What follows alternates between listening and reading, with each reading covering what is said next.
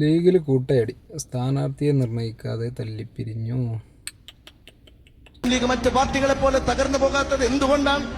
മുസ്ലിം league ഒരു party മറ്റ് പല പാർട്ടികളിലും ഉള്ള പോലെ വലിയ വിഭാഗീയതയുടെ കുത്തൊടുക്കിൽ ഒഴുകിപ്പോകാത്തത് എന്തുകൊണ്ടാണ്?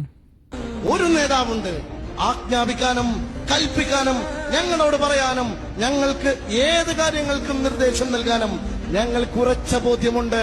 ആ നേതൃത്വത്തിന് പിഴവ് പറ്റില്ല, അബദ്ധം പറ്റില്ല, തെറ്റുപറ്റില്ല. പാണക്കാട് സയ്യിദ് പൂക്കോയ തങ്ങളുടെ മക്കൾക്ക് തെറ്റുപറ്റില്ല. ശരി, അപ്പൊ പിള്ളേരെ കുറ്റം പറഞ്ഞിട്ട് കാര്യമില്ല. ഇപ്പൊ നേതൃത്വത്തിന് പറ്റിയ തെറ്റാണ്. മുസ്ലിം ലീഗ് നേതാക്കന്മാരെ പ്രവർത്തകർ പൂട്ടിയിട്ടു. പച്ചപ്പതാകയാണ് ഞങ്ങൾക്ക് വലുതെന്ന് കരുതുന്ന 10,000-ങ്ങളാണ് ഇന്ത്യൻ യൂണിയൻ മുസ്ലിം ലീഗിന്റെ ബലം.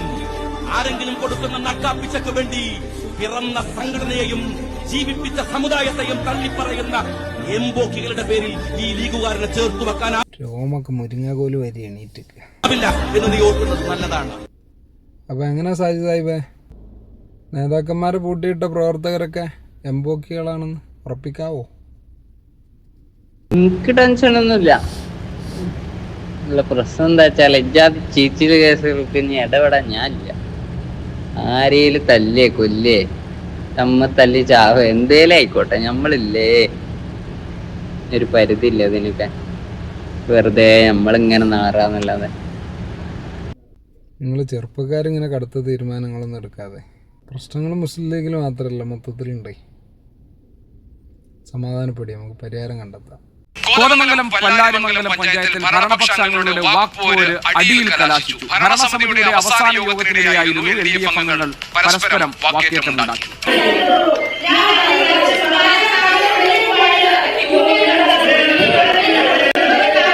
കോഴിക്കോട് നാദാപുരം പഞ്ചായത്തിൽ LDF UDF പ്രവർത്തകർ തമ്മിൽ തർക്കമുണ്ടായി. വോട്ട് ചേർക്കുന്നതും മാറ്റുന്നതുമായി ബന്ധപ്പെട്ട കാര്യങ്ങളാണ് തർക്കത്തിന് ഇടയാക്കിയത്.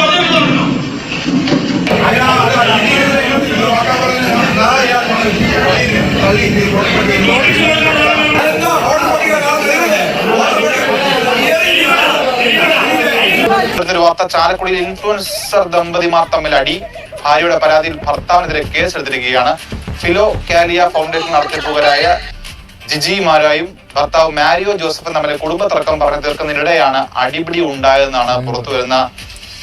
ഇതിപ്പോൾ LDFലും UDFലും മാത്രമുള്ള പ്രശ്നമല്ല, മൊത്തത്തിലുള്ള പ്രശ്നമാണ്. അതുകൊണ്ട് നിങ്ങൾ ചെറുപ്പക്കാരൊന്നും സമാധാനപ്പെടി. ഇവരെ കണ്ടില്ലേ, കേരളത്തിലെ മൊത്തം കുടുംബം നന്നാക്കാൻ വേണ്ടി ഇറങ്ങി തിരിച്ച ആൾക്കാർ. ആ കുഞ്ഞാടുകളും തമ്മിൽ തല തല്ലി പൊട്ടിച്ച് കടിച്ച് മാന്തി കീറി മൊത്തത്തിൽ ആകെ പ്രശ്നമാണ്.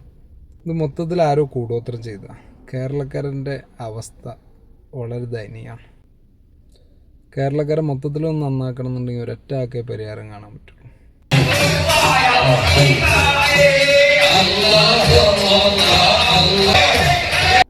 ആ തുള്ളിച്ചാടുന്ന ശൈത്താനല്ല, ഓന് പാട്ട് പാടിക്കൊടുക്കുന്ന തന്തക്ക് പറക്കാത്ത അവനാണ് നമ്മുടെ ഹീറോ.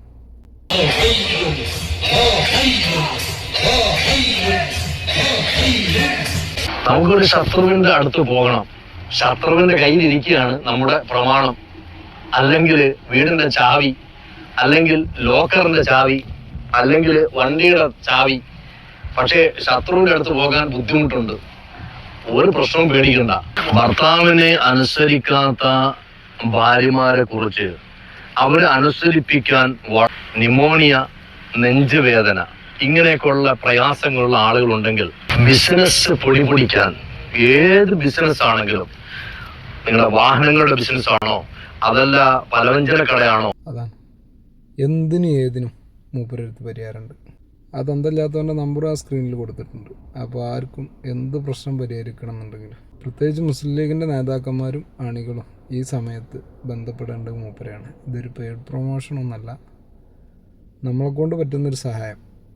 ഇത്രയും പ്രഗത്ഭനായ എന്ത് കേസും കൈകാര്യം ചെയ്യാൻ പറ്റുന്ന ഒരാൾ കേരളത്തിൽ ഉണ്ടാകുമ്പോൾ, അത് നമുക്ക് നേരിട്ടറിയാവുന്ന ഒരാളുണ്ടാകുമ്പോൾ നിങ്ങൾക്കും കൂടി ഒന്ന് പരിചയപ്പെടുത്തി തരിക എന്നുള്ളത് മാത്രമേ ഉള്ളൂ.